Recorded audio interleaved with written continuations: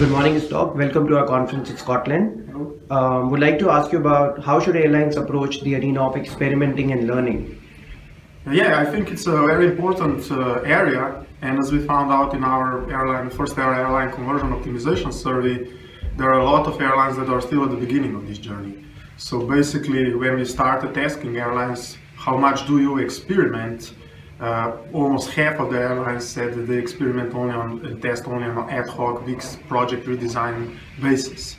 However, on the other hand, the leaders, the best airlines, do more than 5 to 10 experiments per month, and the best try to scale it even more. For example, like Booking.com, which does around 1,000 plus experiments per month.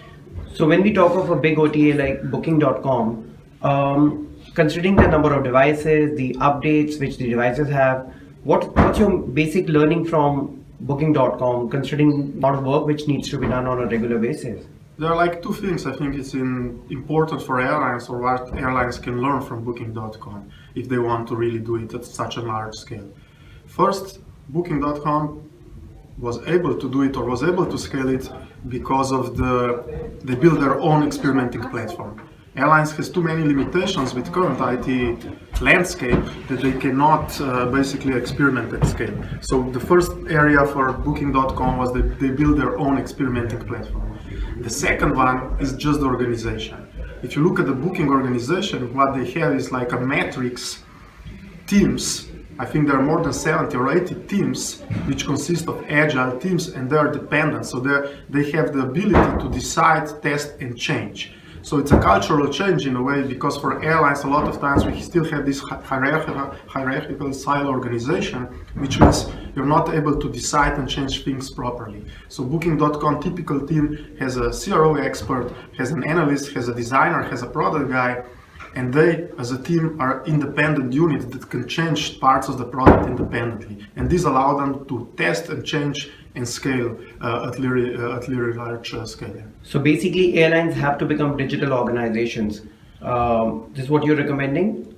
Yes, especially when currently we are at the merchandising conference, and merchandising basically is being a retailer, a digital retailer. So you need to have this digital mindset and adopt this new digital, let's say, disciplines and skills like conversion rate optimization, experimenting, product-centric, user-centric product design, and basically, they need to do this if they want to really be digital-first companies. So, which airline, according to you, stands out as far as digital agility or refining user experience on a regular basis with lean testing and experimenting approach?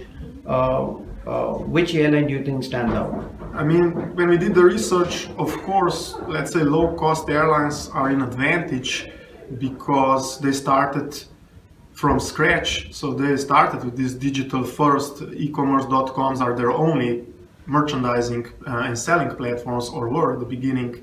So they had the benefit of this clean sheet to start with, and also their IT landscape is much more simple. So they stand out.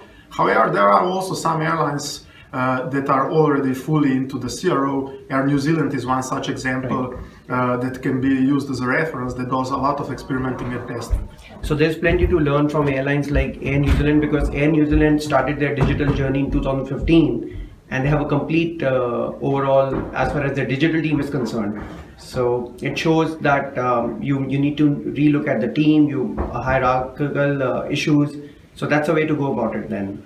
Yeah, I mean, it's not an impossible journey. You need to start somewhere, and usually it starts with, let's say, a small and agile team that can do some proof of concept projects. For example, especially for the conversion rate optimization, the best way to start, or my advice would be, is do a case really properly done, analyze your users, optimize, and show some conversion lifts. And once you do that, based on the volumes of transactions that airlines do on their .com sites, it's not difficult then to convince your management to invest more in it.